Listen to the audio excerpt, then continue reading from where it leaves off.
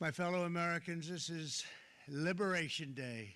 April 2nd, 2025 will forever be remembered as the day American industry was reborn, the day America's destiny was reclaimed, and the day that we began to make America wealthy again. I will sign a historic executive order instituting reciprocal tariffs on countries throughout the world. Reciprocal, that means they do it to us and we do it to them. Jobs and factories will come roaring back into our country, and you see it happening already.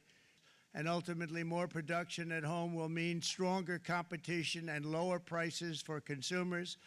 This will be indeed the golden age of America. It's coming back, and we're going to come back very strongly. The United States charges other countries only a 2.4 tariff on motorcycles. Meanwhile, Thailand and others are charging much higher prices, like 60%. India charges 70%. Vietnam charges 75%, and others are even higher than that. Likewise, until today, the United States has for decades charged a 2.5 tariff. Think of that, 2.5%. on foreign-made automobiles. The European Union charges us more than 10% tariffs, and they have 20% VATs, much, much higher. India charges 70%, and perhaps worst of all are the non-monetary restrictions imposed by South Korea, Japan, and very many other nations. As a result of these colossal trade barriers, 81% of the cars in South Korea are made in South Korea. 94% of the cars in Japan are made in Japan. Toyota sells 1 million foreign-made automobiles into the United States, and General Motors sells almost none. And I say that, friend and foe. And in many cases, the friend is worse than the foe in terms of trade. I don't blame these other countries at all for this calamity. I blame former presidents and past leaders who weren't doing their job. They let it happen. We will impose a 25% tariff on all foreign-made automobiles. Canada, by the way, imposes a 250 to 300% tariff on many of our dairy products. And with countries like Canada, you know, we subsidize a lot of countries and keep them going and keep them in business. In the case of Mexico, it's $300 billion a year. In the case of Canada, it's close to $200 billion a year. This is why we have the big deficits. This is why we have that amount of debt that's been placed on our heads over the last number of years, and we're really not taking it anymore.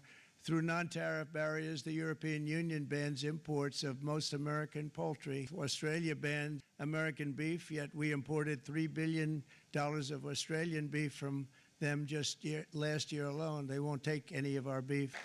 And China charges American rice farmers an overquota, it's called, a tariff rate of 65%. South Korea charges 513%. And Japan, our friend, charges us 700%. From 1789 to 1913, we were a tariff-backed nation, and the United States was proportionately the wealthiest it has ever been. So wealthy, in fact, that in the 1880s, they established a commission to decide what they were going to do with the vast sums of money they were collecting. We were collecting so much money so fast, we didn't know what to do with it. They actually formed a commission to determine what they were going to do with the money, who they were going to give it to, and how much.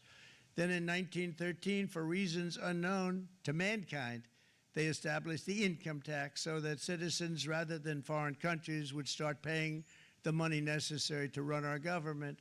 Then in 1929, it all came to a very abrupt end with the Great Depression, and it would have never happened if they had stayed with the tariff policy. It would have been a much different story. They tried to bring back tariffs to save our country, but it was gone. It was gone. It was too late. In sleepy Joe Biden's last year in office, the United States hemorrhaged 100,000 manufacturing jobs, and the number was going through the roof at levels never seen before, and our trade deficit reached a record $1.2 trillion, which is unheard of. But since the very beginning of NAFTA, our country lost 90,000 factories, and 5 million manufacturing jobs were lost while racking up trade deficits of $19 trillion That was the worst trade deal ever made. But we will charge them approximately half of what they are and have been charging us. So the tariffs will be not a full reciprocal. I could have done that, yes, but it would have been tough for a lot of countries who didn't want to do that. China, 67%. That's tariffs charged to the USA, including currency manipulation and trade barriers. So we're going to be charging a discounted reciprocal tariff of 34%. I think, in other words, they charge us, we charge them less. So how can anybody be upset? They will be, because we never charge anybody anything. But now we're going to charge. European Union, they're very tough, very, very tough traders. 39%, we're going to charge them 20%, so we're charging them essentially half. Vietnam, the problem is they charge us 90%. We're going to charge them 46% tariff. Taiwan, where they took all of our computer chips and semiconductors, and it's an amazing company. Mr. Wei, of one of the great companies of the world, actually, they're coming in from Taiwan, and they're going to build one of the biggest plants in the world, maybe the biggest for that. But 64%, we're going to charge them 32%. Japan, 46%. They would charge us 46%, and much higher for certain items like cars. We're charging them 24%. At the same time, we will establish a minimum baseline tariff of 10%. You notice that on the chart. And that'll be on other countries to help rebuild our economy and to prevent cheating. I call this kind reciprocal. This is not full reciprocal. This is kind reciprocal. Your tariff rate to be zero, then you build your product right here in America, because there is no tariff if you build your plant, your product in America. Here are just a short list of some of the companies that have already announced and committed to investment. And Apple is going to spend $500 billion. They never spent money like that here. They're going to build their plants here. SoftBank, OpenAI, and Oracle, great companies, are investing $500 billion almost immediately. NVIDIA, a hot company, is investing hundreds of billions of dollars. They just announced. TSMC, the biggest, most important company in the world of chips from Taiwan, with no investment from us, is investing $200 billion. And they said the reason was, number one, the election of November 5th, and number two, the tariffs. They don't want to pay the tariffs, and the way they're not paying it is to build their plant here. Johnson & Johnson, great company, $55 billion. Eli Lilly, $27 billion. Meta is investing $500 billion. Wow.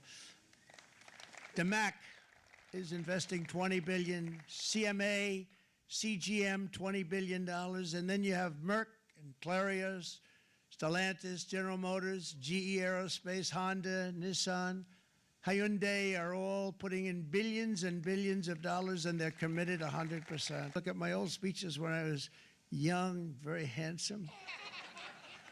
My old speeches, and people would say, I'd be on a television show, I'd be talking about how we were being ripped off by these countries. I mean, nothing changes very much. The only thing that changed were the countries. From this day on, we're not going to let anyone tell us that American workers and families cannot have the future that they deserve. We're going to produce the cars and ships, chips, airplanes, minerals, and medicines that we need right here in America. The pharmaceutical companies are going to become roaring back. They're coming roaring back. They're all coming back to our country, because if they don't, they got a big tax to pay. If we're going to build our future with American hands, with American heart, American steel, and we're going to build it with American pride like we used to. I think you're going to remember today, it's going to be a free nation that we're dealing with. We're going to have a very free and beautiful nation. It's going to be Liberation Day in America, and it's going to be a day that hopefully you're going to look back in years to come and you're going to say, you know, he was right. This has turned out to be one of the most important days in the history of our country. God bless you, and God bless America. Thank you, everybody.